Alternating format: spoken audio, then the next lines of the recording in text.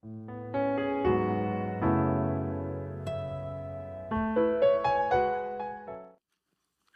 오늘 함께 나누실 하나님 말씀은 마가복음 11장 11절에서 21절까지 말씀, 우리 한 절씩 저와 교대로 읽으시겠습니다.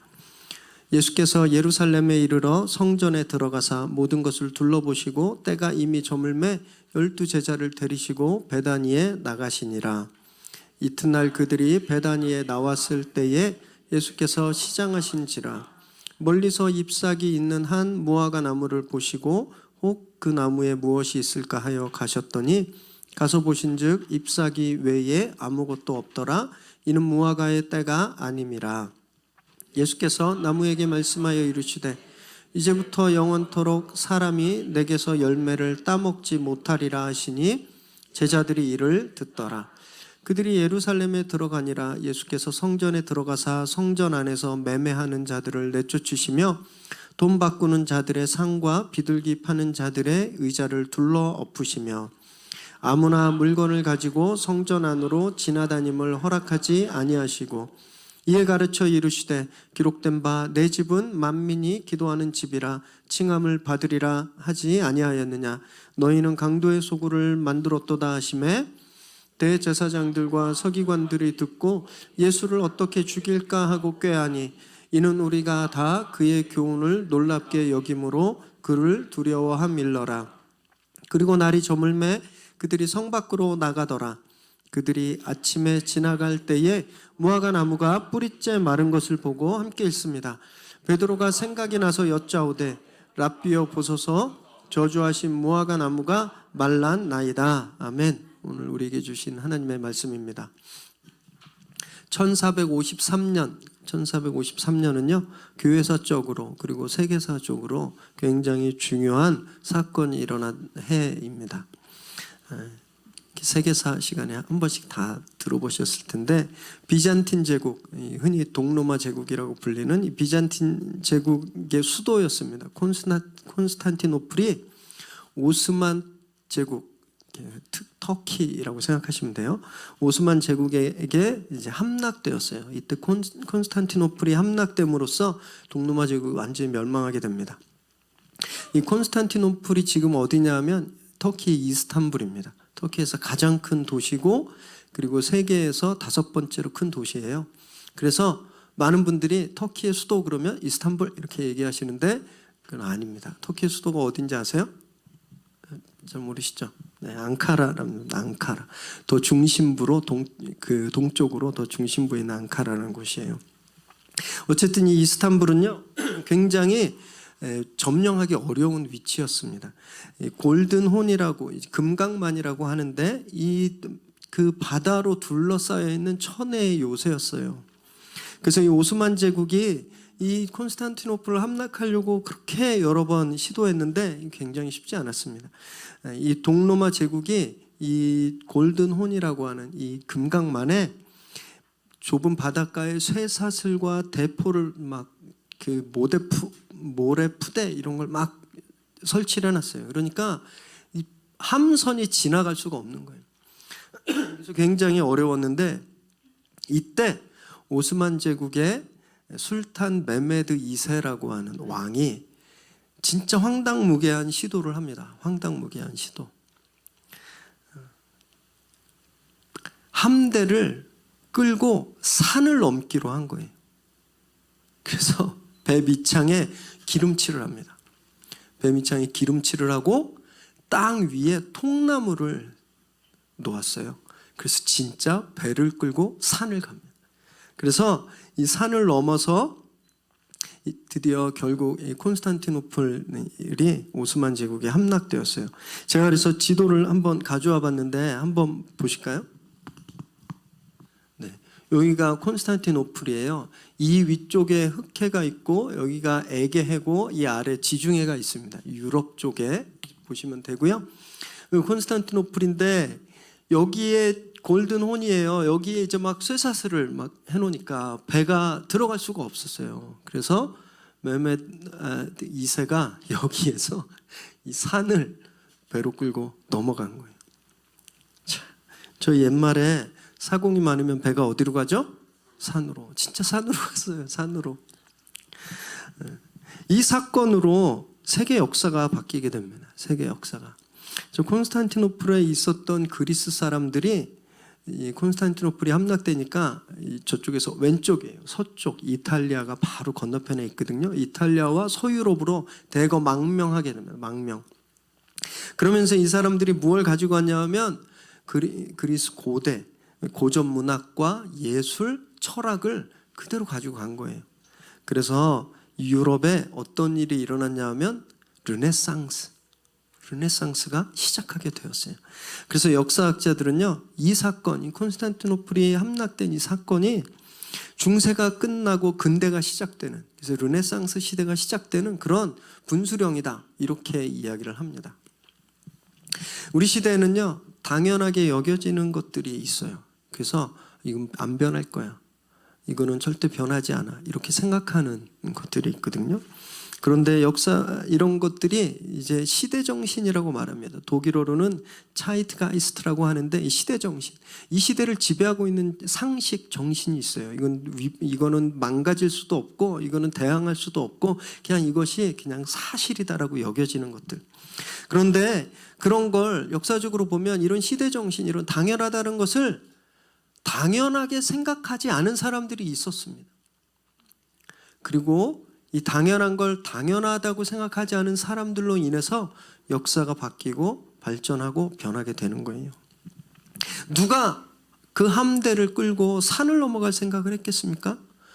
그 메메드 2세가 그런 일을 한 거예요. 사람들은 나무에서 사과가 떨어지는 걸 당연하다고 생각했습니다. 질문하지 않았어요? 그런데 어떤 사람이 이 사과가 왜 다 떨어질까? 왜 이게 당연한 걸까? 질문하고 그걸 당연하지 않게 생각했어요. 그래서 물리학에서 이 법칙인 만류인력의 법칙을 누가 발견했죠? 뉴턴이 발견했습니다. 우리 시대에 당연한 정신은 무엇이 있을까요? 우리가 생각할 때 이건 당연한 거다, 이거는 바뀌지 않는 거야, 무엇이 있을까요? 성공이 그런 거 아닐까요? 성공하면 다 된다라는 거, 절대 안 바뀌는 거라고 생각하시잖아요. 그래서 이 성공하기 위해서 좋은 직장을 취직해야 되잖아요. 좋은 직장을 취직하기 위해서 좋은 대학을 가야 되죠. 그래서 어떻게 하는 거예요? 유치원 때부터 애들을 밤새 끌고 학원 보내는 거예요. 물질 만능주의, 돈이 많으면 야, 인생이 편하다, 인생이 행복하다고 생각하는 거예요. 이거 절대 안 바뀌어요. 그래서 저희가 아침부터 밤까지 그렇게 열심히 일하는 겁니다. 그 당연한 것들을 당연하다고 생각하니까 세상이 안 바뀌는 거예요. 세상이. 오늘 저희는요, 종료주일 또는 고난주일이라고 하는 타이틀로 예배를 드립니다. 주님께서 십자가를 이제 지시기로 하신, 그래서 그것을 위해서 예루살렘에 입성하는 날 저희가 그것을 기념해요. 주님이 예루살렘을 입성하실 때 많은 사람들의 환호를 받았습니다. 그 이야기가 11장 7절에서 10절까지 저희가 본문 바로 전에 나오는데, 우리 함께 이 장면을 머릿속에 상상하시면서 입체적으로 한번 함께 읽었으면 좋겠습니다. 시작. 나귀 새끼를 예수께로 끌고 와서 자기의 겉옷을 그 위에 얹어 놓음에 예수께서 타시니 많은 사람들은 자기들의 겉옷을, 또 다른 이들은 들에서 벤 나뭇가지를 길에 펴며 앞에서 가고 뒤에서 따르는 자들이 소리 지르되 호산나 찬송하리로다, 주의 이름으로 오시는 이여 찬송하리로다, 오는 우리 조상 다윗의 나라여 가장 높은 곳에서 호산나 하더라. 예수님이 예루살렘을 입성하시는데 어린 나귀, 새끼 나귀를 타고 입성하셨어요. 그리고 사람들이 막 호산나 호산나 왕이여 오소서, 우리에게 다윗의 영광을 재현해 주실 왕이여 오소서, 이렇게 환영했습니다. 이 사람들이 왜 이런 이야기를 하냐면요, 이들이 기다려왔던 메시아는 전쟁 전문가 메시아였습니다. 강한 힘이 있고 다윗처럼 전술과 전략에 능하고 전쟁에 강해서 이 메시아가 오시면 로마를 무너뜨리고 이스라엘을 옛날 다윗 왕국처럼 그렇게 이 세상에 제일 가는 나라로 만들어줄 그런 전투적인 메시아를 기다려왔어요. 왕을 기다려왔습니다. 여러분, 그러면 그렇게 그런 왕이면, 전쟁에 능한 왕이면 나귀, 새끼 나귀가 아니라 백마 정도는 타고 와야 되지 않나요? 삼국지에 보면 여포가 탔던 말이 있습니다. 뭐예요? 적토마. 발길질 한번 하면 천리를 가는 땀에 그 빨간 땀을 흘리는 그런 적토마. 그 정도는 타셔야 되잖아요. 아니면 알렉산더 대왕이 탔던 부케팔로스라고 하는 그 명마. 그 정도는 타야 왕으로 오시는 분일 텐데 지금 주님이 무엇을 타고 가시는 거예요? 어린 나귀. 예수님이 30대 한 33살 뭐 이 정도 되실 거니까 몸무게가 어떠셨겠어요? 몸무게가 한 70에서 75kg 정도 나가셨을 텐데 이 어린 나귀가 예수님을 등에 싣고 걸을 때 어떤 모습이었을까요? 위풍당당하게 걸었을까요? 나귀가 자꾸 쓰러지려고 그랬을 거예요. 이리 비틀 저리 비틀 막 그런 비틀비틀 거리는 나귀를 타고 오는 예수님을 보고 사람들이 뭐라고 외치는 거예요? 왕이여 어서 오소서라고 하는 거예요. 제가 그 사람 중에 한 사람이 한번 대봤습니다. 난 입에서 왕으로 환영하는데 왕이여 오소서 왕이여 오소서 하는데 내가 지금 보이는 모습은 왕의 모습이 아닌 거예요. 이 속에 뭔가 맞지 않는, 뭔가 불편함이 생기지 않았을까요? 정서적으로 맞지 않는 거예요. 저는 이 사람들에 의해서 정서적인 배신감을 느끼지 않았나 이렇게 생각합니다. 그래서 며칠 후에 자기들이 왕으로 환영했던 예수를 오히려 죽이라, 십자가에 죽여라 이렇게 얘기했던 거라고 생각해요. 그렇게 예수님이 예루살렘에 전혀 왕의 모습이 아닌 그런 모습으로 입성하시고 나서 예수님이 이런 일을 행하셨습니다. 11절 말씀, 오늘 본문 11절 읽습니다. 시작. 예수께서 예루살렘에 이르러 성전에 들어가사 모든 것을 둘러보시고 때가 이미 저물매 12제자를 데리시고 베다니에 나가시니라. 주님이 그날 오셔서 성전을 둘러보셨어요. 성전을. 그리고 저녁에 베다니로 가셨는데 무엇을 보셨을까? 예수님은 이전에도 성전에 여러 번 다녀가셨는데 주님이 이 성전에서 무엇을 둘러보셨을까? 궁금해졌습니다. 그걸 보면서 무슨 생각을 하셨을까? 그 다음날 일어날 진짜 경천동지할 사건의 이 암시예요. 암시. 주님이 다시 베다니로 가셨다가 그 다음날 성전으로 다시 가시는 길이었습니다. 그런데 배가 고프셨어요. 마침 그때 보니까 저쪽에 무화과 나무, 아주 풍성한 나뭇잎이 많이 달린 그 무화과 나무가 눈에 띈 거예요. 13절과 14절 읽습니다. 시작. 멀리서 잎사귀 있는 한 무화과 나무를 보시고 혹 그 나무에 무엇이 있을까 하여 가셨더니 가서 보신즉 잎사귀 외에 아무것도 없더라. 이는 무화과의 때가 아님이라. 예수께서 나무에게 말씀하여 이르시되 이제부터 영원토록 사람이 내게서 열매를 따먹지 못하리라 하시니 제자들이 이를 듣더라. 배가 고파서 보니까 무성한 무화과 나무가 있는 거예요. 가서 봤더니 열매가 하나도 없어요. 근데 성경은 그게 당연하다고 말씀하고 있습니다. 왜냐하면 아직 열매 맺을 때가 아니기 때문에. 6월절 바로 전이었거든요. 봄입니다. 나무가 과일을 맺는 계절이 아니었어요. 열매가 없는 게 당연한 일이었습니다. 그런데 주님이 화가 나신 거예요. 화가. 모든 것엔 다 때가 있잖아요. 밥 먹을 때가 있고 놀 때가 있고 공부할 때가 있고 잘 때가 있고 사랑도 사랑할 때가 있고 또 이별할 때가 있는데 나무도 열매를 맺을 때가 있고 맺지 않을 때가 있는 거예요. 그런데 왜 주님이 이렇게 이 나무를 저주하셨을까? 밥 달라고 투정하는 어린아이 아니시잖아요, 예수님. 또는 입덧해서 지구에 없는 음식을 찾는 그런 임산부도 아니셨거든요. 근데 주님이 왜 열매가 맺히는 때도 아닌데 그 무화과 나무에 가서 열매 없다고 화를 내시고 그 나무를 저주하셨을까?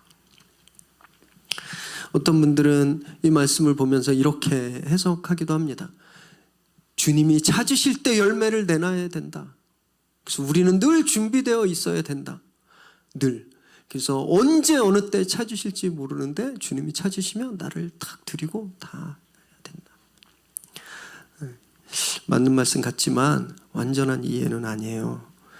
주님이 무화과 나무가 열매를 안 맺었는데 그럼 무화과 나무가 한겨울에도 열매를 계속 갖고 있어야 되잖아요. 주님 그거 바라신 거 아니거든요.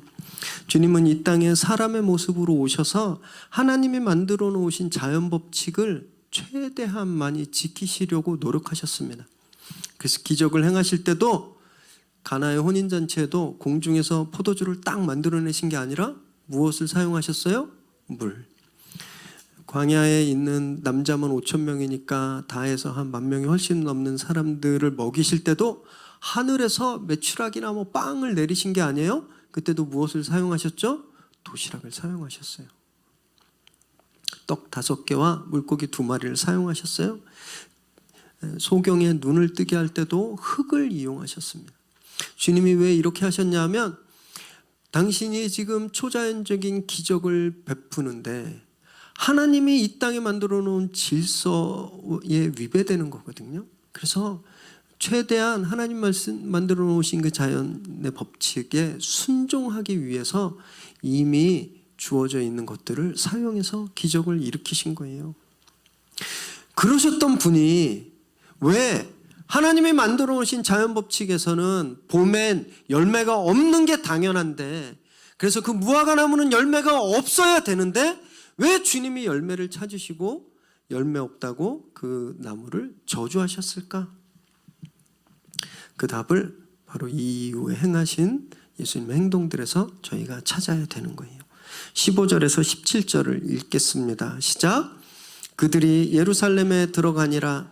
예수께서 성전에 들어가사 성전 안에서 매매하는 자들을 내쫓으시며 돈 바꾸는 자들의 상과 비둘기 파는 자들의 의자를 둘러 엎으시며 아무나 물건을 가지고 성전 안으로 지나다님을 허락하지 아니하시고 이에 가르쳐 이르시되 기록된 바 내 집은 만민이 기도하는 집이라 칭함을 받으리라 하지 아니하였느냐? 너희는 강도의 소굴을 만들었도다 하시매. 주님이 성전에 들어가시자마자 다 뒤집어 엎으시는 거예요. 어제 미리 답사하셨잖아요. 그죠? 예루살렘에 들어가시고 성전을 다 둘러보셨죠? 미리 답사하신 거예요. 지금 어떤 일이 일어나고 있는지, 지금 뭔 일이 진행되고 있는지 그 전날 미리 답사하셔서 아주 마음을 먹고 오신 거예요. 그래서 들어가시자마자 다 뒤집어 엎었습니다. 머뭇거림 없이 돈 바꾸는 테이블을 엎고요. 비둘기 파는 상자 다 엎었어요. 그리고 성전 안에서 물건 들고 돌아다니지 마라. 물건 사고 팔지 마라. 이렇게 말씀하시면서 성전은 기도하는 집인데 너희가 강도의 소굴로 만들었구나 라고 정죄하셨어요. 이 본문을 여러 가지로 이해하고 적용하는 것들을 좀 들은 적이 있어요. 그래서 이걸 가지고 성전에서 장사하지 말라고 하셨으니까 교회에선 장사하면 안 돼. 그래서 교회에서 카페 하는 것도 하지 말고 실제 그래서 안 하는 교회들 있습니다. 그리고 교회에서 무슨 그 책 판매하는 것도 안 되고 바자회 하는 것도 안 되고 교회는 절대 그런 거 하면 안 돼. 심지어 더 나아가요. 그래서 주일날은 일도 하면 안 되고 회사 출근하면 안 되고 어디 가서 뭐 사 먹으면 안 돼. 또는 어떤 분들은요. 주님이 여기서 분노하셨으니까 우리 신앙인도 이 예수님의 거룩한 분노를 닮아야 된다 이렇게 얘기하는 분이 있어요. 그래서 막 혈기를 막 부리면서 그게 거룩한 분노라고 하시는 분들 계신데 계속 말씀드리지만 성경을 이렇게 단편적으로 이해하면 참 살아가는데 어려움이 많습니다. 진짜 성전에서 장사하지 말라고 하신 말씀은 주일날 뭐 어디 가면 안 되고 일하지 말라, 그리고 뭐 교회에서 뭐 팔지 말라, 이런 차원이 아니에요. 이런 것이 거룩한 분노는 주님만 가질 수 있는 겁니다. 주님만. 예수님이 잡히시던 날 밤에 베드로가 칼을 빼들었습니다. 그때 주님이 그에게 칼을 도로 집어넣어라 그랬어요. 칼로 흥한 자는 칼로 망한다. 주님은 우리에게 분노할 것을 허락하지 않으셨어요. 이 성전에서 예수님이 보인 이 사건은 무화과 나무를 사건으로 풀어야 풀리는 겁니다. 무화과 나무가 열매 맺을 때가 아니어서, 그리고 열매 없는 게 당연한 것이었잖아요. 그 당연한 것을 주님이 당연하지 않다라고 저주하신 거예요. 여기서 성전에 일어나고 있는 일이 그것과 같았습니다. 성전에서 동물들을 팔고 환전하는 것은요, 당연한 일이었다는 거예요. 당연한 일.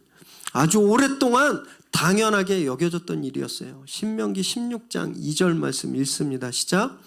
여호와께서 자기의 이름을 두시려고 택하신 곳에서 소와 양으로 내 하나님 여호와께 유월절 제사를 드리되.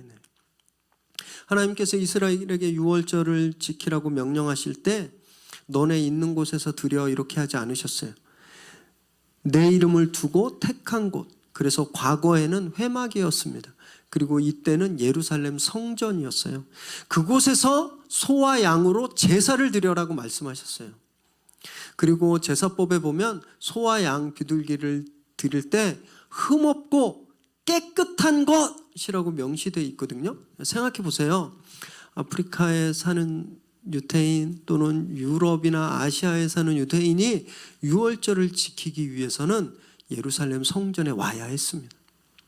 그러면 자기가 아무리 집에서 깨끗하고 흠없는 양을 품고 산 넘고 물 건너서 예루살렘 성전에 도착했을 때 그 하얗던 양이 어떻겠을까요? 꾀죄죄했을 거예요. 때 묻고 또는 상처 입고, 그런 제물은 드릴 수가 없었던 겁니다. 그래서 성전에서 편의를 제공한 거예요. 자기들이 따로 농장을 만들어서 묵은질, 흠 하나 없는 특 A급 제물들을 키웠어요. 그래서 먼 곳에서 제사하러 오는 사람들이 그 깨끗한 제물로 제사 드릴 수 있게끔 그렇게 한 거예요. 이상한 거 하나도 없잖아요. 그리고 당시 이스라엘은 로마의 식민지였습니다. 그럼 어느 나라 돈이 화폐였을까요? 로마 돈이었습니다. 로마 돈. 그런데 율법에 보면 성인 남성들은 세겔이라고 하는 돈으로 세금을, 성전 세금을 내야 했어요. 출애굽기 30장 13절 읽습니다. 시작. 무릇 계수 중에 드는 자마다 성소의 세겔로 반 세겔을 낼지니 한 세겔은 20게라라. 그 반 세겔을 여호와께 드릴지며. 자기 로마 돈밖에 없는 거예요. 그 로마 돈을 성전에 바치면 안 돼요. 왜? 법에 세겔로 바치라 그랬기 때문에 돈을 바꿔야 되잖아요. 그래서 성전에 돈 바꾸는 환전소가 있었던 겁니다. 무화과 나무가 가을에 열매를 맺기 때문에 유월절이 시작되는 그 봄에는 열매가 없는 게 당연했잖아요. 성전에서는 흠없는 제물로 제사를 지내야 되고 세겔을 바쳐야 됐기 때문에 그곳에 흠없는 동물을 파는, 그리고 세겔로 바꿔주는 환전소가 있는 것은요, 당연한 일이었어요. 이 당시 당연한 일이었다고. 그런데 주님이 이 당연한 것들이 당연하지 않다라고 부정해버리신 겁니다. 무엇이 잘못된 걸까요? 저희도 이런 당연한 편의들을 성도님들께 제공해드리고 있어요. 여러분, 교회 오실 때 성경책 무거우시잖아요. 막 팔, 알, 100이고 또 50견 있으면 성경책 들고 다니기 되게 힘들어서 어떻게 해요? 이렇게 PPT로 자, 그냥 맨몸으로만 오시면 되게 찬양 뭐 말씀할 거 없이 그냥 다 띄워드려요. 아이고 헌금해야 되는데 현찰이 없네? 그러실까 봐 온라인 계좌 오픈해서 온라인으로 헌금하시라고 안내해 드리는 거예요. 큐티책 사고 싶은데 이거 사려면 서점에 가거나 뭐 인터넷으로 오더해야 되는데 귀찮으실까 봐 매월 이렇게 교회가 대신 주문해서 구입하실 수 있도록 해드리는 거예요. 여러분, 이게 잘못됐나요? 저주받을 일이에요? 아니거든요. 그런데 왜 주님은 이때 이런 당연한 일들을 저주하셨을까?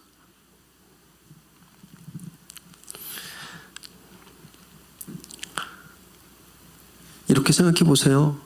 저희가 교회에서 이런 것을 대신 편의를 봐드리기 위해서 판매하고, 그리고 여러 가지 물건들을 대신 드리면서 교회가 부당한 이득을 취하는 거예요.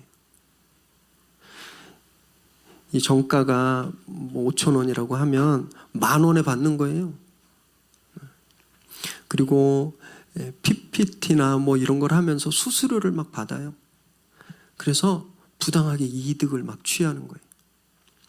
그리고 성도님들이 정말 하나님을 사랑하는 마음으로 그렇게 하나님께 드리는 헌금을 가지고 교회가 그걸로 못된 장난을 하는 거예요. 투기를 하고 잘못된 데 사용하고, 그래서 막 이득을 취해요. 그래도 당연한 걸까요?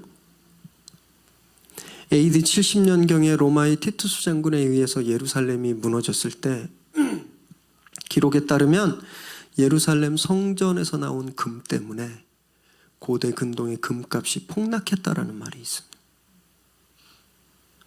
여러분, 이 사람들은요, 하나님을 예배하는 걸 통해서 부를 쌓고 자신들의 욕심을 채웠던 거예요. 하나님을 돈벌이로 이용한 겁니다. 하나님을 예배한 게 아니에요. 돈을 예배한 거예요. 그래서 주님이 강도라고 한 겁니다. 강도. 이 말씀은 그래서 너무너무 저희들에게 두려운 말씀이에요. 왜냐하면 우리가 당연하다고 생각하고 드리는 예배, 주일날 와서 당연히 주일날은 교회 가서 예배 드려야지 하고 주일날 와서 드리는 이 예배, 새벽에는 새벽 예배 가야지 하고 당연히 드리는 새벽 예배가, 우리가 그 예배 가운데 하나님이 빠지고 다른 것을 예배하고 있다면 우리의 당연한 예배가 부정돼 버리는 거예요. 우리도 똑같이 강도의 소굴로 만든다는 거예요. 하나님을 예배해야 되는데 우리가 미움을 갖고 예배하고 있다면, 하나님만 봐야 되는데 내가 내 욕심을 위해서, 내 성공을 위해서, 내가 이루고 싶은 것을 위해서 하나님을 찾는다면, 여러분, 이것은 다 강도짓이라는 거예요. 그래서 요한복음 4장 20절에 하나님은 영이시니 예배하는 자가 신령과 진정으로 예배할지라고 말씀하시는 거예요. 내 안에 오직 하나님 한 분만 예배해라, 이 말씀을 하시는 겁니다. 예수님의 이 사건으로 이제 주님의 죽음이 결정나 버립니다. 18절 말씀 우리 함께 읽을까요? 시작. 대제사장들과 서기관들이 듣고 예수를 어떻게 죽일까 하고 꾀하니 이는 무리가 다 그의 교훈을 놀랍게 여김으로 그를 두려워함일러라. 이 유대 리더십들이 이제 진짜 예수를 죽여야겠다라고 모의를 한 거예요. 그냥 주님이 그냥 당연하게 이루어지는 일들을 그냥 받아들이셨으면 편하지 않으셨을까요? 굳이 죽지 않으실 수도 있었을 텐데, 성전에 가서 깨끗한 양, 새 사서 이렇게 제사 드리고 환전도 하고 그냥 그렇게, 왜? 그래 왔으니까요. 그죠? 당연했으니까. 그냥 그렇게 했으면 주님이 굳이 죽임을 당할 이유도 없으셨어요. 저희들이 그러고 있잖아요. 저희들이. 우리 애들이 학원을 너댓 개를 다녀야 되는 게 당연하니까 옆집도 그렇고 앞집도 뒷집도 다 그렇게 애들 교육시키니까 그게 당연하니까 우리도 그냥 당연히 그렇게 하잖아요. 돈이 없으면 먹고 살기 힘드니까. 그래서 열심히 돈을 버시잖아요. 남보다 뒤처지면, 남보다 낮아지면 실패하니까, 그러니까 그 실패하는 게 당연하니까 길을 쓰고 방법 가리지 않고 높이 올라가려고 하잖아요. 이런 당연한 것들을 거부하면 진짜 죽을 것 같아서 그래요. 정말. 생각해 보세요. 우리 애만 학원을 안 보내는 거예요. 진짜 불안해요. 얘 이러다가 바보 되는 거 아닐까. 다른 집 애들은 막 주일날도 다 학원 보내고 과외시키는데 우리 애 교회 데리고 오면 이러다가 얘가 시험 못 보고 망하는 거 아닐까. 그런 불안감이 오잖아요. 남들은 열심히 돈 버는데 나는 그렇게 버는 건 아니에요 이러고 거절할 때, 그래서 나한테 물질적인 손해가 올 때 근데 진짜 죽음을 경험하는 거예요. 이러다 내 사업 망하는 거 아닌가. 세상이 당연하다고 하는 것을 따르지 않으면 우리는 죽음과 같은 위협을 경험하는 거예요. 그래서 어떻게 해요? 따르잖아요. 적당히 탈세하고 적당히 묻어가고 튀지 않으려고 하고 우리 애들도 똑같은 수준으로 맞추고 그렇게 살잖아요, 우리가.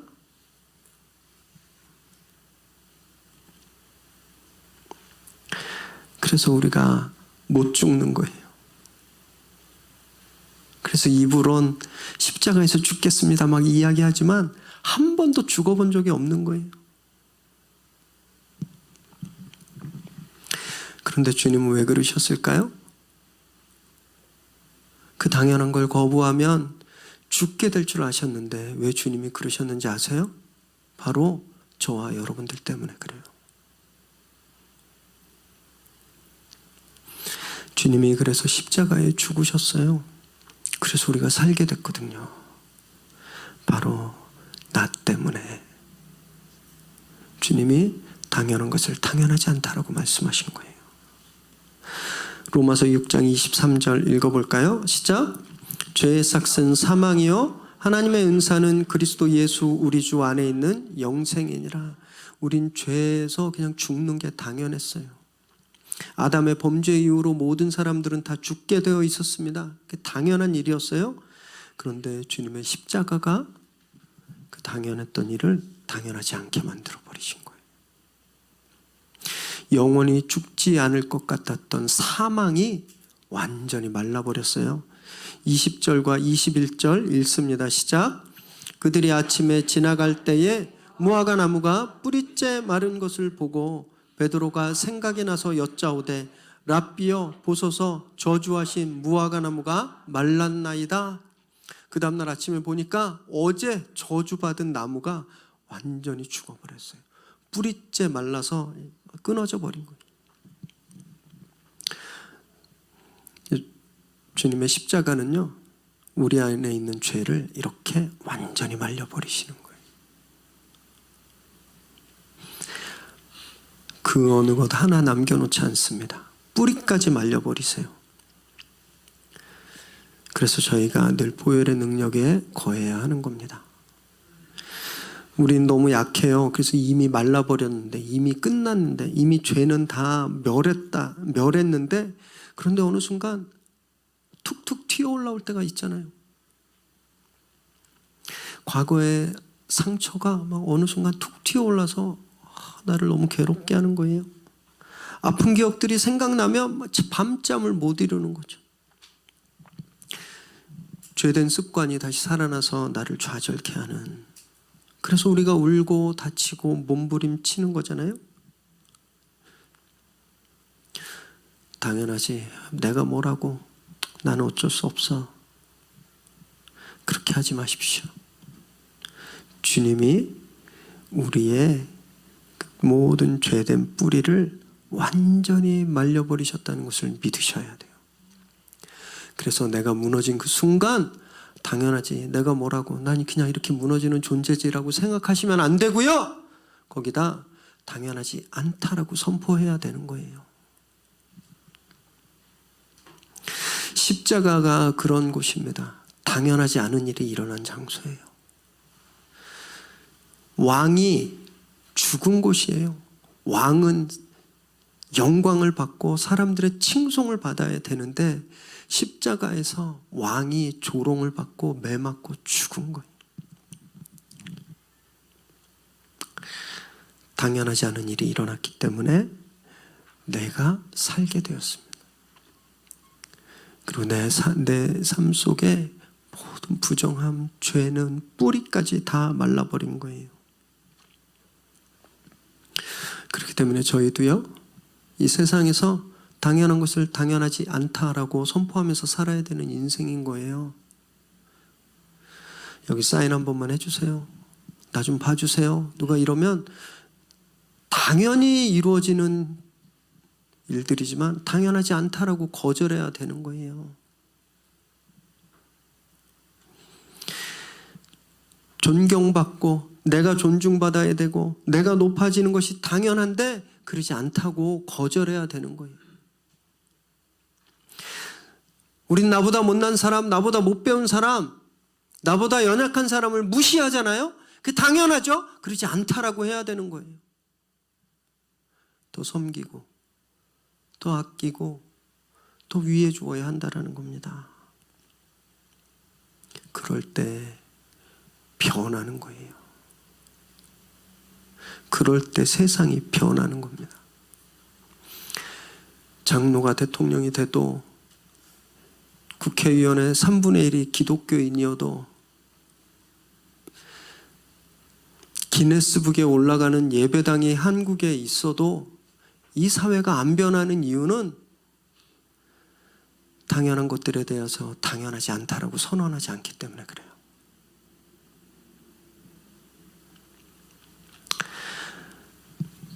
한 주간 주님의 당연하지 않은 그 고난을 묵상하시기 바랍니다. 그래서 선포하세요. 죽음에서 나를 살리신 보혈의 능력, 그래서 나를 괴롭히는 죄의 문제, 아픈 기억들, 상처들은 다 말랐다는 것을 선포하시기 바랍니다. 그래서 우리 삶 가운데 부정함이 완전히 마르고 거룩함이 증거되기를 주님의 이름으로 축원합니다. 함께 기도하겠습니다.